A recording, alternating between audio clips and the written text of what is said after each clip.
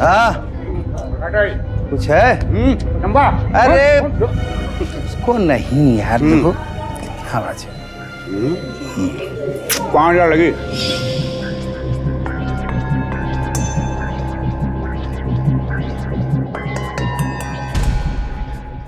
भारत में एक ऐसा शहर है जिसके जिक्र से मन में श्रद्धा जागृत होती है। शाम को घाटों पर घंटों की ध्वनि से पूरा शहर भक्तिभाव में डूब जाता है। इस देवनगरी में एक नर्क ऐसा भी है जहां इन पावन घंटियों की गूंज शायद ही कभी पहुंच पाती होगी। इन अंधेरी गलियों को सभ्य समाज में वैश्यालय कहा जाता है, यानी रेड लाइट एरिया। कुछ साल पहले इस जगह में यह कारोबार ने एक बेकाबू रुख अपना लिया था। ना कोई टोकने वाला था, ना कोई विरोध करने वाला। लेकिन आज हालात सुधरते हुए दिखाई दे रहे, और ये हालात ऐसे नहीं सुधरे। ये हालात सुधरे हैं एक नौजवान की दृढ़ इच्छा से, उसके अंदर समाज को समर्पित भावना से, उसकी अखंड प्रयास से।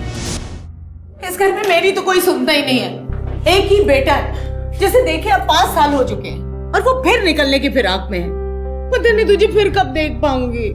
अरे माँ, भाऊजी आप भी समझाओ ना। अरे मैं कोई जंग लड़ने थोड़ी ना जा रहा हूँ, दिल्ली नौकरी करने जा रहा हूँ। एक बार नौकरी सेटल होना दो, और आपको और बाबूजी को दोनों को लेकर वहीं। पहले पढ़ने चला गया, अब नौकरी करने चला जा रहा है। तुम्हारा बस चले ना तो लड़के को पल्लू से बांध कर ही रखोगी। हाँ, पल्लू से बांध के ही रखूंगी। तुम्हें मालूम है इसको उस कंपनी से कॉल आया है जहां हजारों लड़के लाइन में लगे रहते हैं। बेटा, जिंदगी के सही माने हैं कि इंसान की तरक्की से ही पूरे होते हैं। तेरे जाने का सब तय हो चुका है और अब इस बारे में कोई बहस नहीं होगी, समझी? बाबूजी मैं गोविंद क्या जाऊँ? हाँ जा बेटा जा। क्यों, वहां क्यों जाएगा? माँ आपको बताया था ना कि आज गोविंद का बर्थडे है, सारे दोस्त लोग मिल रहे हैं। बाबूजी आप लोग खाना खा लेना, मैं वहीं पर खा कर आऊंगा। ठीक है माँ, जाऊँ? जा।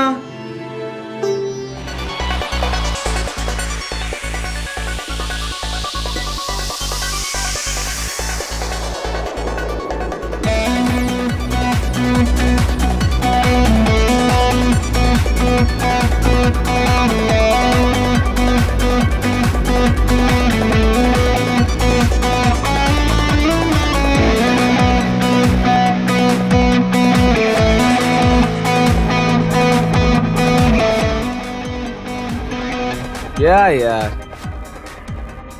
पार्टी में ना हाथ में शराब है ना बाहों में शबाब। ये भी कोई पार्टी मनाने का तरीका है दोस्त?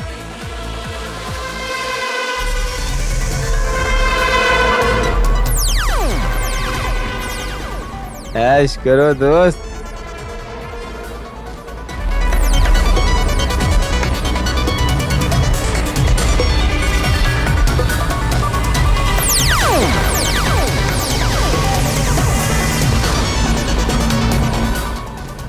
वो चाहिए? बिल्कुल शर्माया नहीं है ना, बच्ची है वो। इतनी भी बच्ची नहीं है।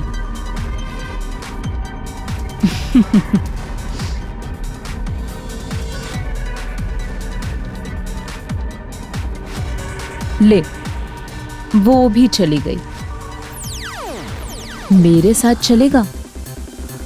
फिर देखना किसी और के साथ नहीं जाएगा।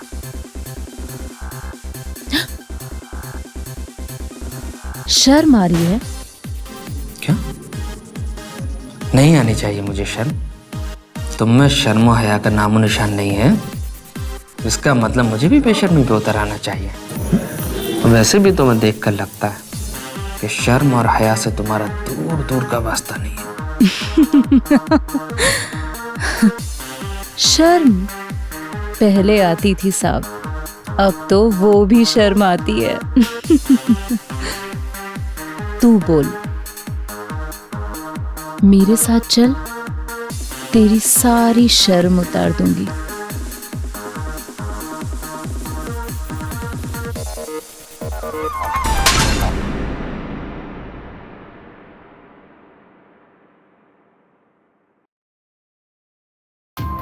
उस पार्टी में अश्लीलता चरम सीमा पर थी, लेकिन अश्लील उसे वो औरतें नहीं बल्कि मर्द नजर आ रहे थे।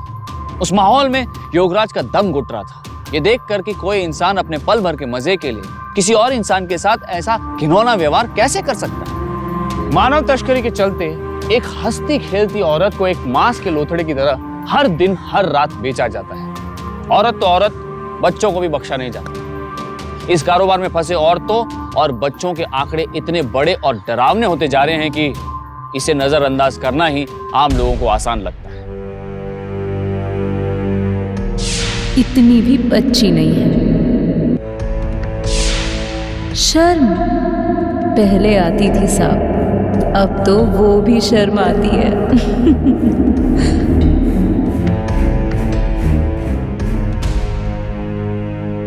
तू गया नहीं अब तक? मुझे तो लगा थप्पड़ मारने के बाद चला गया होगा। मुझे तुमसे बात करनी है। भाई मेरे शो खत्म हो चुका। एक बात ही तो करनी है। भाई मेरे तुझे जो भी करना है, काम करना है, बात करना है, हमारी बाड़ी पे आना। तुझे जो चाहिए वो मिलेगा। ये भी बाड़ी? हाँ, लाल बाड़ी। कल आना जरूर। तो कल मिलते हैं। चल रानी।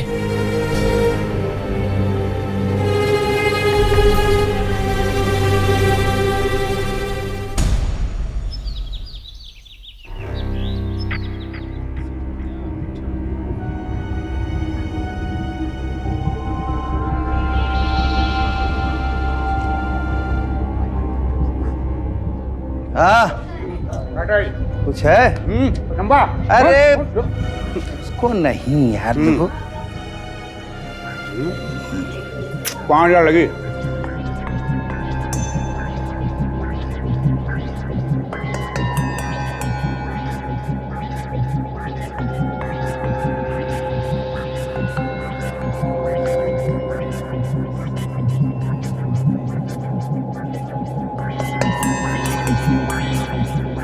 चल भाग कुत्ते, दोबारा यहाँ आया तो तेरी टांग तोड़ दूंगी। चल भाग भाग यहाँ से। हाँ साहब, चलते हो क्या?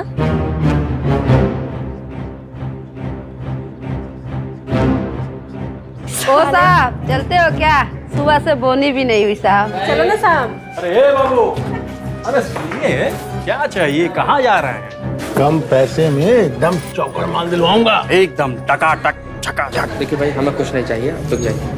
अरे चलो जनाब, क्यों इतना? नहीं चाहिए ना, चाहिए। लेना न देना बस। पैसे दिए ना, अब चल अंदर। बोला ना इतने में नहीं चलेगा। चल अब ठीक है, आजा अंदर।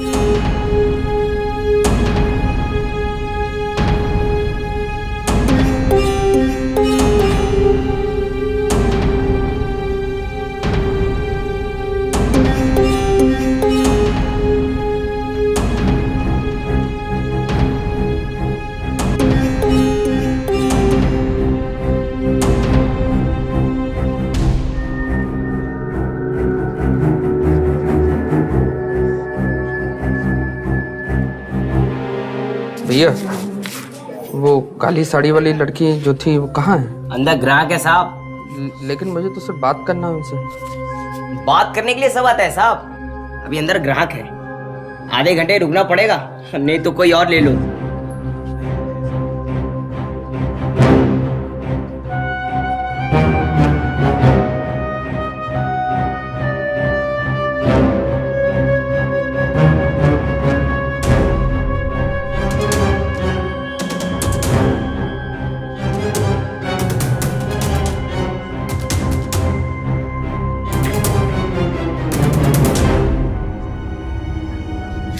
सुनिए,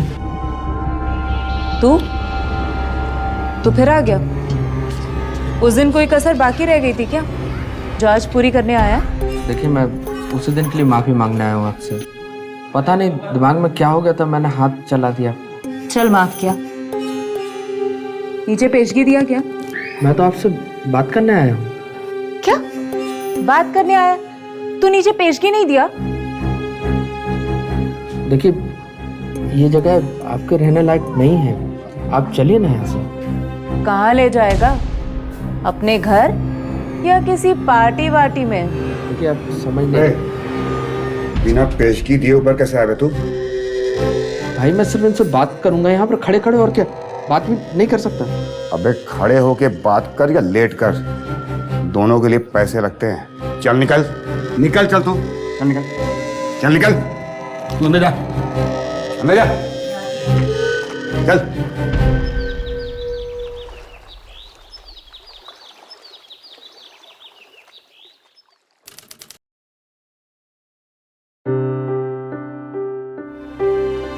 तू फिर आ गया?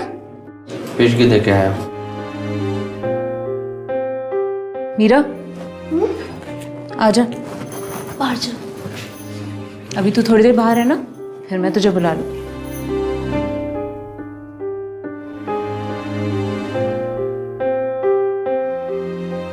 ये क्या कर रही हो? जो करने आया वो कर और चलता बन। कैसे कर सकती हो इतना नीच काम इतनी आसानी से? शर्म नहीं आती बिल्कुल? एक बच्चे की माँ हो तुम, 50 और तरीके हैं पेट को पालने के। कैसे जी लेती हो इतने धिक्कार के माहौल में, इतनी गंदगी में? तुझे क्या लगता है ने? तुझे ही दुनिया दिखती है सिर्फ? यहाँ पर जो सैकड़ों औरतें काम करती हैं, उन्हें नजर नहीं आता कि ये जिल्लत भरी जिंदगी है? इस दरवाजे से ना पूरी रात न जाने कितने आदमी अंदर आते हैं और कितने बाहर जाते हैं। कितनी बार तो ये दिल और दिमाग भी सुन्न हो जाता है। तो क्यों करती है ये काम? बाहर निकलो, एक नई जिंदगी शुरू करो। कहाँ जाऊंगी? पूरी दुनिया पड़ी है, कहीं पर भी जा सकती हो तुम अपने बच्चे के साथ। एक नए सिरे से नई जिंदगी शुरू कर सकती हो। साहब, तेरी ये जो इतनी बड़ी दुनिया है ना, जब हम जैसी औरतें बाहर निकलती है ना, तो ये तेरी दुनिया सिक्के जैसी छोटी हो जाती है। क्योंकि हम जैसी औरतें ना तो किसी की बहन बनती हैं, ना बेटी, फिर बीवी तो बहुत दूर की बात है। फिर तुम्हारी जैसी औरत आई ही क्यों इस धंधे में? तुझे क्या लगता है कि हर औरत ये धंधा अपनी खुशी से करती है?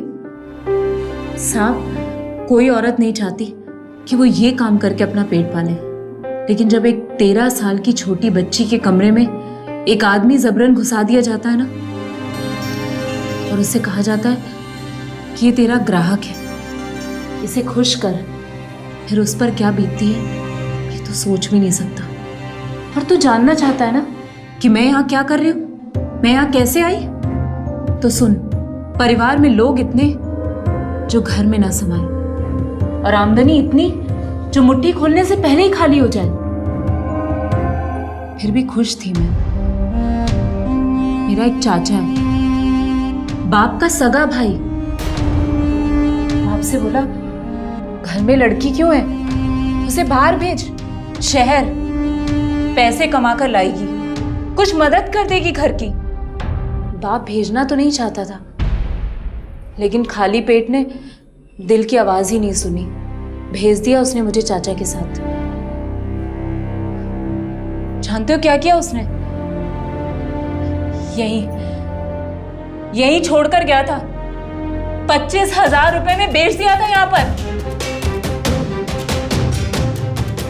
मैंने बहुत मिन्नतें की, बहुत रोई, गिड़गिड़ाई, बहुत मारा मुझे, लोहे से जलाया, किसी ने नहीं सुनी।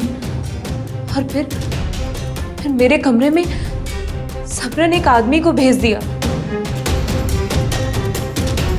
लेकिन वो 13 साल की बच्ची कितना लड़ती, फिर उसने लड़ना छोड़ दिया।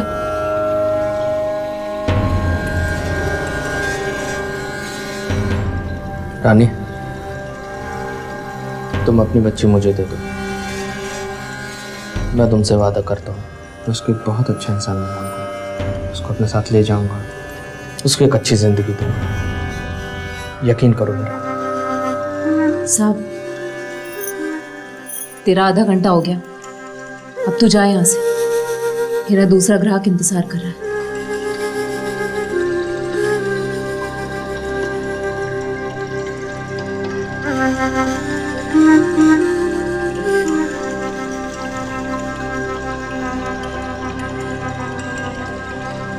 अरे हो जाएगा महाराज, काहे माथा पच्ची कर रहे हैं आप, हम है ना। हाँ सर नमस्कार सर, मैं योगराज सहाय। सर एक FIR करानी थी। आपका इलाका है सर शिवदासपुर, वहाँ पर सर देह व्यापार का इलीगल धंधा चलता है। सर प्लीज़ कुछ एक्शन लीजिए ना।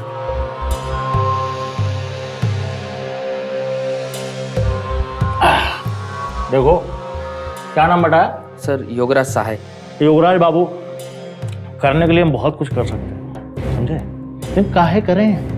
भाई रोजगार का मामला है, औरतें हैं, राजी खुशी अपना काम कर रही हैं, काहे परेशान हो रहे हो यार? सर आपको वाकई में लगता है कि वो लोग अपने खुशी से धंधा करते हैं? तकरीबन 15 से 20 लड़कियां रोज उस बाजार में खुलेआम बेची जाती हैं, खरीदी जाती हैं सर। जानवरों से भी बुरी हालत उनकी। आपका इलाका है सर, आप नहीं कुछ करेंगे तो कौन करेगा? पुलिस से भी ज्यादा इंफॉर्मेशन है तुम्हारे पास। अरे सीखो, नेताजी से कुछ सीखो।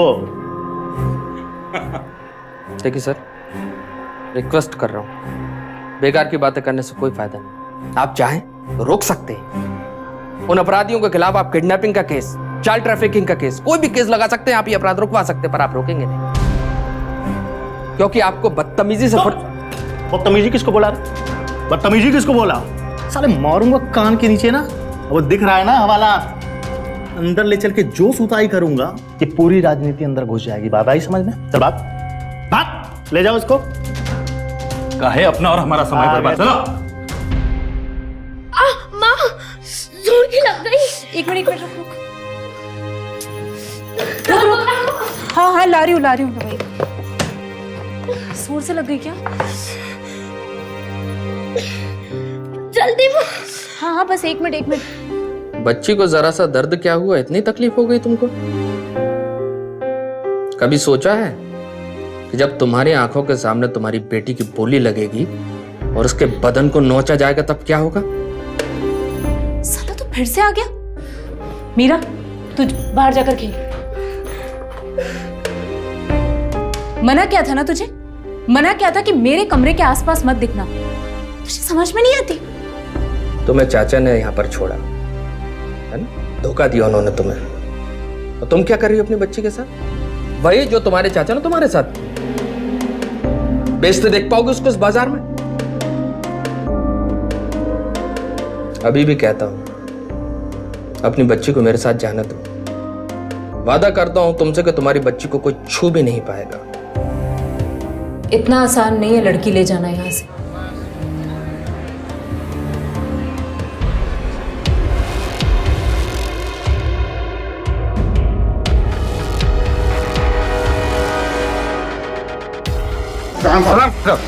ये पकड़ लिया।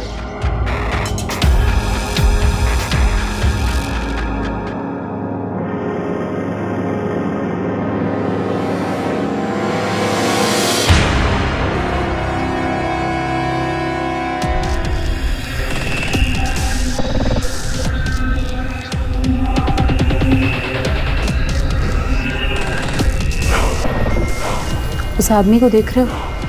रहनुमा है इस बाड़ी का, नवाब। मुझे माफ कर दीजिए। इस बाड़ी का रहनुमा। यहाँ से कोई लड़की नहीं निकल सकती। एक ने तो कोशिश भी की थी, लेकिन जब वो वापस आई तो जिंदा लाश से भी बदतर हालत थी उसकी। कहते हैं कि नवाब अपनी लड़कियों को मारता नहीं है, लेकिन उन्हें जिंदा भी नहीं छोड़ता। यहाँ तक कि राह गुजरते हर आदमी को 5-10 रुपए के लिए वो उसके कमरे में भेजने लगा।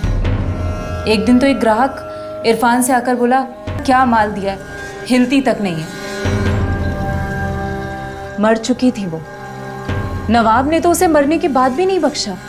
इस बाड़ी में किसी की हिम्मत नहीं कि उसकी मर्जी के बगैर वो यहाँ से निकले। देखो रानी, दिल्ली में एक बहुत सुनहरा भविष्य मेरा इंतजार कर रहा है। मैं चाहूं तो सब कुछ हासिल कर सकता हूं, लेकिन मैं कर क्या रहा हूं? एक वैश्यालय में आकर एक वैश्या से बोल रहा हूं कि अपनी बच्ची मुझे दे दो। मैं अपनी जिंदगी के साथ इतना बड़ा जोखिम ले रहा हूं, तो क्या तुम मेरे साथ एक कदम भी नहीं बढ़ा सकती हो? नवाब खान क्या है? सिर्फ एक दल्ला है, इससे ज्यादा कुछ नहीं। कोई खुदा नहीं है वो।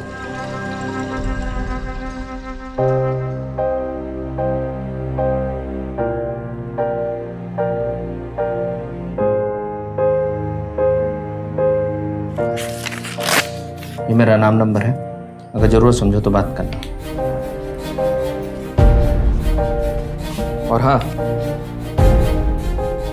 नवाब चाहे या ना चाहे, इस बाड़ी से लड़कियां तो निकलेंगी।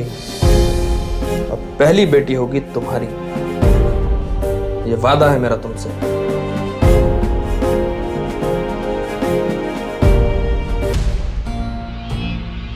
सुना है दिल्ली से तुमने एमबीए किया है। दिलबागगंज में अपने माँ बाप के साथ रहते हो। कच्ची कलियों का शौक कहां से पाल लिया? तुम क्या समझते हो नवाब की सल्तनत सिर्फ इस बाड़ी तक ही सीमित है? अरे इस शहर में कोई जोर से डकार मिलेगा ना तो उसकी खबर मुझे हो जाएगी, और तुम तो मेरी लड़की ले जाना चाहते हो। देखिए, मुझे सिर्फ लड़की चाहिए, पैसे हैं मेरे पास, आप सिर्फ दाम बोलिए। अच्छा,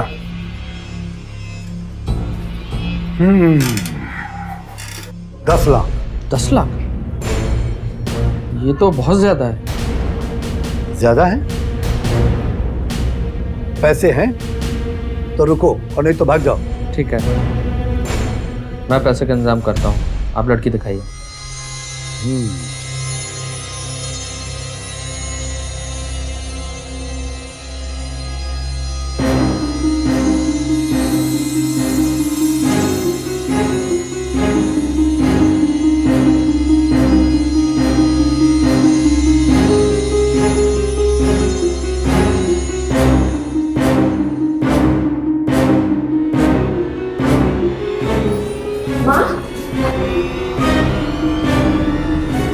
मुझे वो लड़की चाहिए।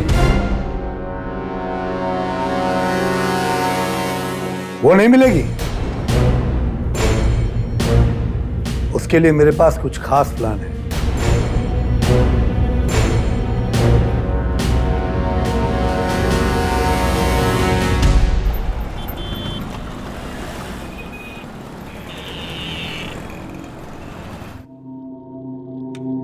शोभा जी,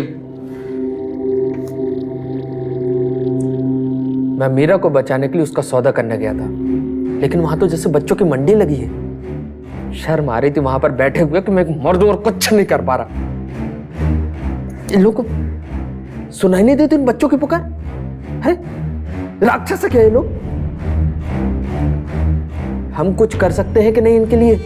पर मुझे ये समझ में नहीं आ रहा कि हम लोग क्या करें। पुलिस के पास जाते हैं कि वो रेड डाले, तो पुलिस कहती है कि सबूत लेकर आओ। भला हम बाड़ी के खिलाफ सबूत कहां से लेकर आए? उन बच्चियों को छुड़ाने के लिए अब सबूत मैं इकट्ठे करूंगा। अब बात सिर्फ मीरा की नहीं थी, वो उस बाड़ी की हर उस बच्ची को आजाद कराना चाहता था जिसे नवाब जैसे दरिंदों ने अपने मुनाफे के लिए कैद कर रखा। यार, मैं तुम्हारी दोस्ती की वजह से केवल चल रहा हूँ। खबर तो मैंने पहले भी छापी थी, होना जाना कुछ नहीं है। अरुण, होगा। तू एक बार ये खबर फ्रंट पेज पर छपवाने की कोशिश कर भाई, बस। फिर देख उन आंखों से भी पर्दे हटेंगे जिन्हें पर्दे डाल रखे हैं। तू तस्वीर ले इनकी और फ्रंट पेज पर छाप। ओ नहीं, इस लड़की की। ए भैया, फोटो क्या खींच रहे थे? ये क्या जगह नहीं मिली फोटो खींचने की। क्या बदतमीजी है? हाँ, फोटो खींचना मना है। कहाँ लिखा है फोटो खींचना मना है? नहीं लिखा है। ये कैमरा का तोड़ा। अभी तुझे भी तोड़ेंगे। चल निकल। चल चल चल चल चल चल चल यहाँ से निकल, ये काट के फट देंगे। फट। देखिए मिस्टर योगराज, हम आपकी बात से बिल्कुल सहमत हैं। ये जो हो रहा है सरासर गलत हो रहा है, पर हम बिना सबूत के कोई भी जांच पड़ताल नहीं कर सकते। पेपर में एक लेख आया था और हमने रेड डाली, पर वहां कुछ भी नहीं मिला। आप तो जानते हैं कि हमारे हाथ बंधे हुए हैं, फिर भी अगर आपके पास कोई ठोस सबूत हो तो बताइए। सर, सबूत हम आप ही को सौंपते, लेकिन आपको सौंपे उससे पहले उन्होंने हमारे कैमरे तोड़ दिए। सर, लेकिन मैं आपको बिलीव दिलाता हूं कि ये खबर 100% सच है। सर प्लीज कुछ करिए।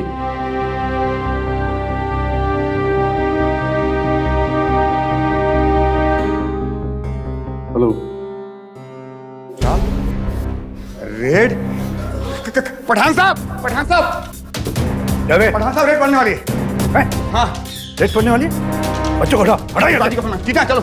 ए मीनू, चलो।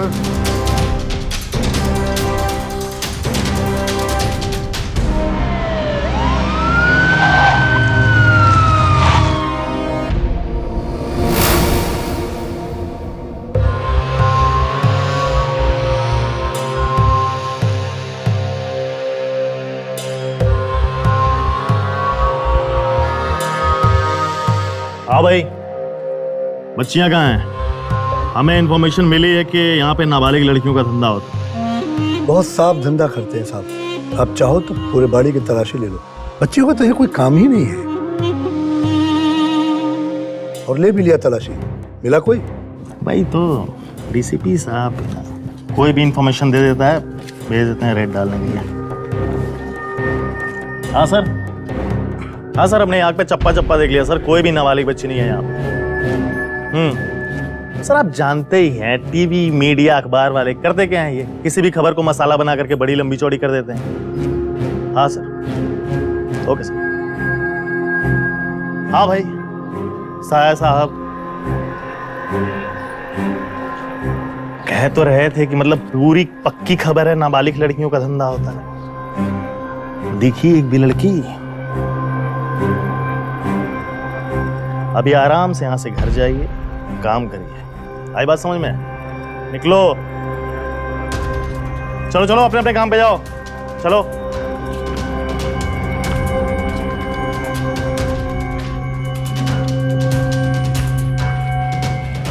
कहाँ है लड़कियां? कहाँ छिपाई? या इसमें खिड़की के, अरे कहाँ है वो? दिख नहीं रही। वहीं जहां उन्हें होना चाहिए। अब खामखा नाराज हो रहे हैं मेरे ऊपर। इस आदमी ने इतना प्रेशर डलवाया, तब जाकर के डीसीपी साहब ने बोला कि जाओ और वहां पे छापा मारो। चलिए सब कुछ अच्छा हो गया, अब गुस्सा थूक के, ड्यूटी नाम की भी कोई चीज होती है, गलती हो गई, माफ कर दीजिए। गलती नहीं, तुम्हें तो इनाम मिलना चाहिए। समय पर फोन कर दिया इसलिए सब ठीक हो गया। ऐसे ही साथ देते रहोगे तो तुम दिन दूना और हम रात चौगुना कमाई करेंगे। आज वापस आने दो। 4 किताबें क्या पढ़ ली हैं? शराफत का पाठ पढ़ा ही नहीं। अय्याशी का शौक चढ़ा है। अरे क्यों गुस्सा हो रहे हैं, शांत हो जाइए। अरे बेटा आ गया तू, आजा आजा। देखिए आज जनाब की सवारी कहाँ से आ रही है?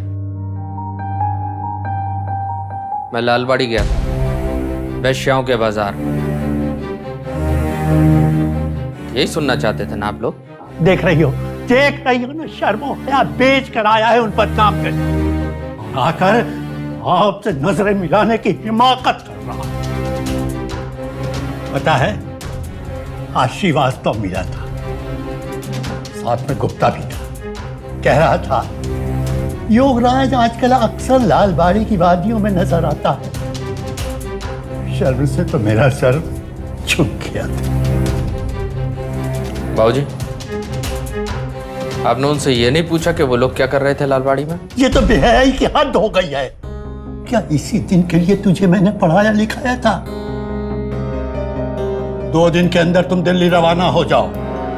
बाबूजी, ना तो मैं दिल्ली जाऊंगा और ना ही वो नौकरी करूंगा। मैंने अपने जीवन का लक्ष्य और उद्देश्य दोनों तय कर लिए। अब आपको यह तय करना है कि आप मेरी लड़ाई में मेरे साथ हैं या नहीं।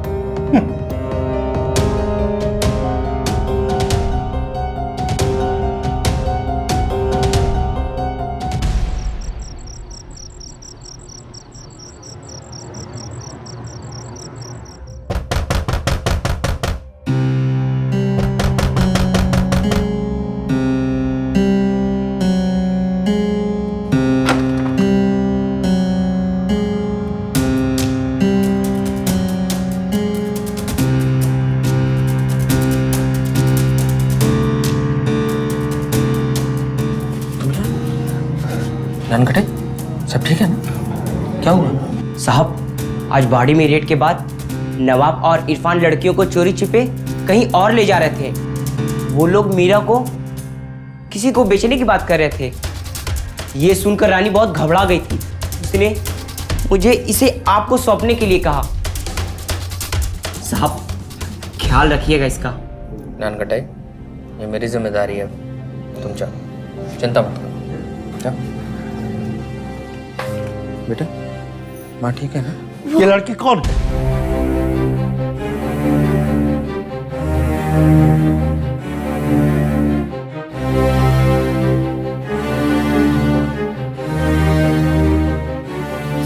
बाबूजी ये मीरा है, लालबाड़ी की वैश्या की बेटी। निकालो निकालो इसे अभी मेरे घर से, ये मेरा घर है। बाबूजी वैश्या ये नहीं, इसकी माँ है। ये मेरा आखिरी फैसला है, निकालो इसे अपने घर से।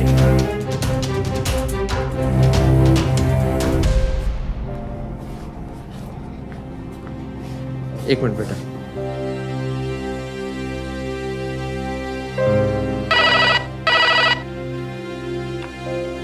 हेलो। हाँ शोभा। कौन, योगराज? इतनी रात को सब ठीक तो है ना? हाँ है तो सब ठीक। रानी ने मीरा को पहुंचाया मेरे पास। ये तो बहुत अच्छी बात है। तो प्रॉब्लम क्या है? प्रॉब्लम यह है कि बाबूजी इस बात से बहुत नाराज हो गए और मैं भी गुस्से में ताव में निकल आया घर से। अब समझ में नहीं आ रहा कि इतनी रात को बच्ची को लेकर जाऊं कहाँ। ठीक है कोई बात नहीं, तुम उसे यहाँ मेरे पास संस्था में ले आओ। यहाँ तो और भी बच्चे हैं, उसे कोई प्रॉब्लम भी नहीं होगी और वो सेफ रहेगी। थैंक यू सो मच शोभा। चल बेटा।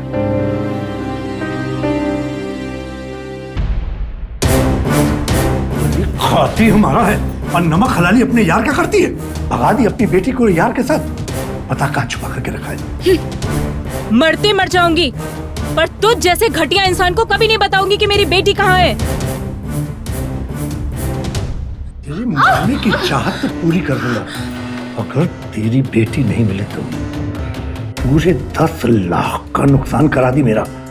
आज एक लड़की बाड़ी से निकली है, कल दूसरी जाएगी और तू कुछ नहीं कर पाएगा। इरफान को इतना मारो कि दूसरी सारी लड़कियों की रूह कांप जाए। अगर हम ये सोचते हैं कि हम उन लोगों से उन बच्चियों को लड़कर छुड़ा सकते हैं तो ये हमारी बहुत बड़ी भूल होगी। हम मुट्ठी भर लोग उनकी उस ताकत का मुकाबला नहीं कर सकते। मगर हम पुलिस के पास भी तो नहीं जा सकते, क्योंकि पुलिस के पास जाना समझो शेर के मुंह में हाथ डालने के बराबर होगा। मुझे तो कुछ समझ में नहीं आ रहा है कि हम क्या करें, किसके पास जाएं, कुछ भी नहीं। क्रांति से जानते होंगे आप, क्रांति का जो बिगुल बजता है बहुत बड़ा होता है और दूर दूर तक उसकी आवाज सुनाई देती है। हम भी करेंगे, पोस्टर चिपकवाएंगे, पंपलेट बंटवाएंगे, नुक्कड़ करेंगे। इतनी अवेयरनेस पैदा कर देंगे हम लालबाड़ी की फिजा में कि वहां घुसने वाला हर ग्राहक सोचे कि माइनर के साथ प्रोस्टिट्यूशन एक गैर कानूनी अपराध है। और ना केवल माइनर के साथ, बड़ी औरतों के साथ भी प्रोस्टिट्यूशन नाजायज है। नाबालिग लड़कियों की मानव तस्करी का विरोध योगराज सहाय कर रहे थे। गली गली घूमकर छोटी उम्र की लड़कियों को इस धंधे में धकेले जाने के खिलाफ मुहिम छेड़ी थी। ये मुहिम एक क्रांति का रूप ले रही थी।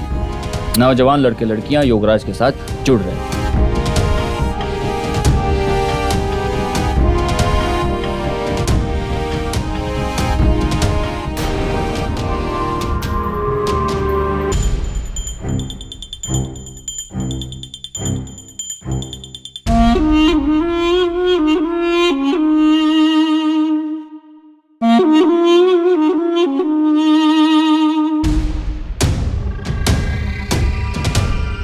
तुमसे दोबारा मिलने की बहुत चाहत थी। इरफान कह रहा था कि बहुत फुर्तीले हो तुम, लेकिन तुम्हारी ये फुर्ती हमें रास नहीं आ रही है। तुमने हमारी लड़की को भगाया, ग्राहकों को भड़काया, ठीक नहीं कर रहे हो तुम। क्या सही और क्या गलत, ये मुझे तुमसे सीखने की जरूरत नहीं है। लेकिन तुम्हारा सही हमारा गलत है। और नवाब खान उस आदमी को कभी नहीं बख्शता जो उसके रास्ते में आता है।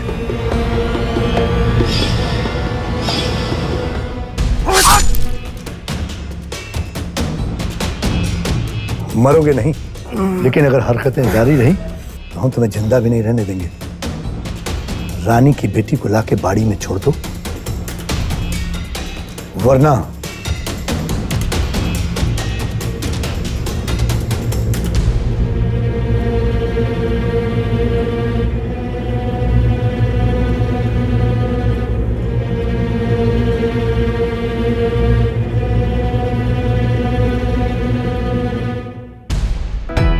योगराज सहाय को उसके साहस और प्रयासों के लिए सरकार ने शाबाशी देनी चाहिए थी। पुलिस को उसका शुक्रिया अदा करना चाहिए था। लेकिन हुआ क्या? बिल्कुल विपरीत। नवाब के पहल के कारण योगराज के खिलाफ झूठे मुकदमों की बारिश होने लगी। अगर उसकी जगह कोई और आदमी होता तो शायद उल्टे पांव वापस लौट जाते। लेकिन हर रोड़ा योगराज के इरादों को और मजबूती प्रदान करता गया। ये लोग तो बहुत ही खतरनाक होते जा रहे हैं। देखो, अब हमें पुलिस के पास चलना चाहिए। हम इन लोगों को ऐसे ही नहीं छोड़ सकते। क्या होगा पुलिस के पास जाने से? चोर से कहेंगे कि डाकू चोरी कर रहा है, पकड़ो उसको। अगर नवाब खान को मैं सही तरीके से जानता हूँ ना, और अगर गुप्ता के कमीनेपन से वाकिफ हूँ, तो देख लेना वो लोग यहीं आने वाले होंगे। जाओ देखो कौन है। ये विजय और योगराज कौन है?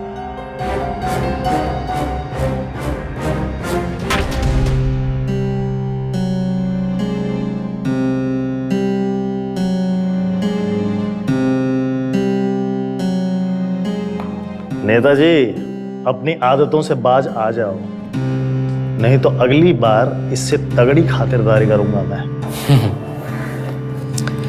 खातिरदारी काम ही होता है दल्लों का गुप्ता जी। वैसे भी तुम पुलिस वाले कम, नवाब के दल्ले ज्यादा हो। क्या चलिए चलिए यहाँ से।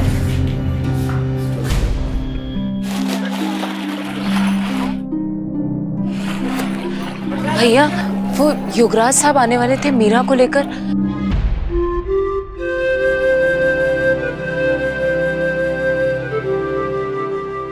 माँ, मेरी बेटी। माँ,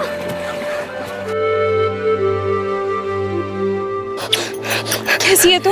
माँ ये देखो मेरा स्कूल बैग, ये यूनिफॉर्म, शूज सब एकदम नया है। अच्छा है ना माँ?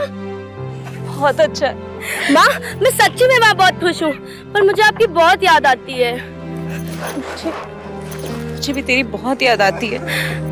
रानी, तुम्हें चोट के निशान कैसे आए? साहब, आपने जो मेरी बेटी के लिए किया है, उसके बदले में ये कुछ भी नहीं है। अब तो मैं मर भी जाऊं साहब, पर मैं अपनी बच्ची को वापस उस जहन्नुम में कभी नहीं जाने दूंगी। माँ, आपको पता है स्कूल एडमिशन के टाइम अंकल ने झूठ बोला कि मेरा नाम मीरा योगराज सहाय है। इसमें झूठी क्या है बेटा? सब सच है। अब तुम मेहनत करो और आगे बढ़ो, और जब प्रिंसिपल तुम्हें प्राइज देंगे तब तुम उनसे कहना कि तुम कहाँ से आई हो। और देखना, उस दिन तुम्हारी तरक्की के सामने तुम्हारा एक कड़वा सच कोई मायने नहीं रखेगा। साहब, मैं आपका शुक्रिया कैसे अदा करूं? रानी देखो, ये सब करने की जरूरत नहीं है। मैंने कुछ नहीं किया। तुम्हारी इस हालत का जिम्मेदार मेरे जैसा ही कोई मर्द है ना।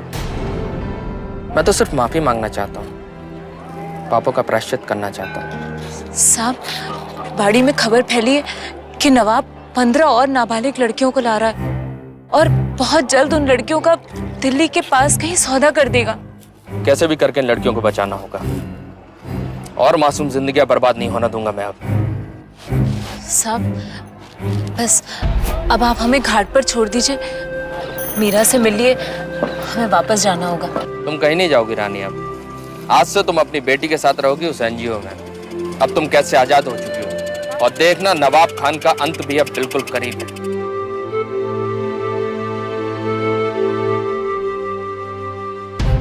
नवाब के आदमी को मालूम तो पड़ ही गया है कि हम लोग कहाँ पर हैं, और अगर रानी की बात सही माने तो 2 दिन के अंदर लड़कियों की नई कंसाइनमेंट आने वाली है। अगर ये सच है तो हमारे पास वक्त बहुत कम है। मुझे लगता है कि हमें डीएसपी साहब से बात कर लेनी चाहिए। वो एक अच्छे इंसान हैं, अच्छे ऑफिसर हैं, वो हमारी मदद जरूर करेंगे। क्यों करेंगे भाई वो हमारी मदद? पिछली बार उन्होंने बिना किसी सबूत के रेड मारी थी, क्या मिला?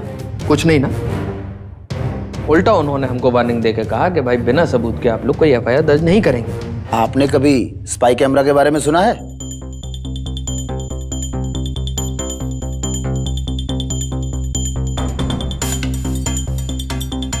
अभी योगराज ने यह कदम तो उठा लिया था, लेकिन इसके साथ जुड़े जोखिम का भी अंदाजा लगा लिया था उसने। वो जानता था कि यह मरने या मारने का वक्त है। नवाब के साथ हुई उसकी पहली झड़प काफी खौफनाक थी, लेकिन वो हार नहीं सकता। अपनी हार से ज्यादा उसे उन मासूम लड़कियों की जीत की चिंता, जिनकी वो एकमात्र उम्मीद था।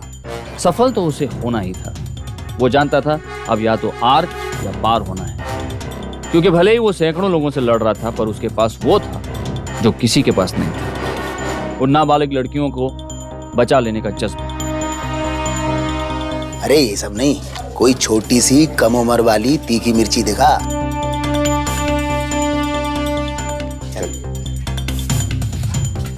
ये देख। अरे इधर कोई पुलिस का चक्कर तो नहीं? मैंने अक्सर इंस्पेक्टर गुप्ता को इस एरिया में आते हुए देखा है। गुप्ता जी तो अपने ही आदमी है। हाँ, हमारे ग्राहक हैं वो। फर्क बस इतना है कि वो पैसा देते नहीं, पैसा लेते हैं।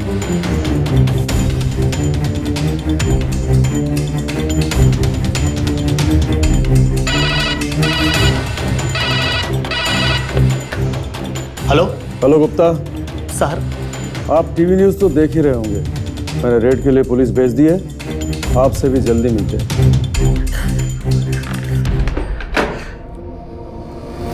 हमें क्या पता नवाब कहाँ?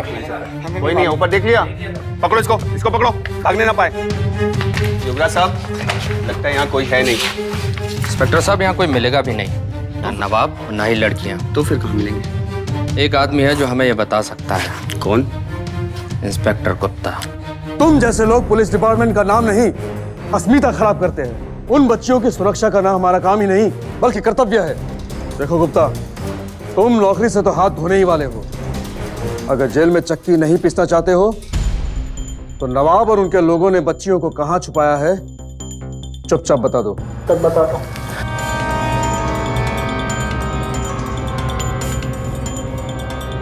इंस्पेक्टर साहब, वहां से देखिए जरा। बोलो साले को।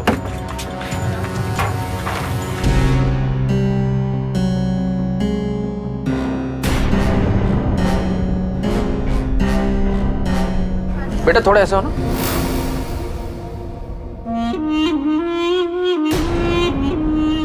तो यहाँ छुपे हो तुम नवाब? क्या हुआ तुम्हारी मर्दानगी को? बड़े मर्द बने फिरते थे ना, छुपना पड़ा ना बच्चियों के पल्लू के पीछे। चल निकल बाहर। योगराज साहब को अपनी खुशी रुपए पैसे दौलत में नहीं बल्कि इन बची हुई मासूम लड़कियों की मुस्कुराहटों में नजर आई, जिनकी रिहाई के लिए वो अपनी जान तक पर लड़ गए। योगराज साहब का मकसद सिर्फ उन्हें वहां से रिहा करना नहीं था, बल्कि एक नई सोच, एक नई जिंदगी दिलाना भी उनका लक्ष्य था और आज भी कायम। योगराज साहब की लड़ाई उन बाड़ियों के खिलाफ है जो नाबालिग बच्चियों की तस्करी में लगे रहते हैं। अभी तक योगराज साहब ने पुलिस की मदद से मानव तस्करों और गैर कानूनी वैश्यालों के खिलाफ 179 केसेस दर्ज किए हैं और ये योगराज साहब के अथक प्रयासों का ही नतीजा था, जिसमें सुप्रीम कोर्ट ऑफ इंडिया ने एक कानून जारी किया जिसमें मानव तस्करी के मुजरिमों को जमानत न देने का आदेश देना पड़ा। कल हम फिर आएंगे एक ऐसे ही मिसाल की कहानी लेकर।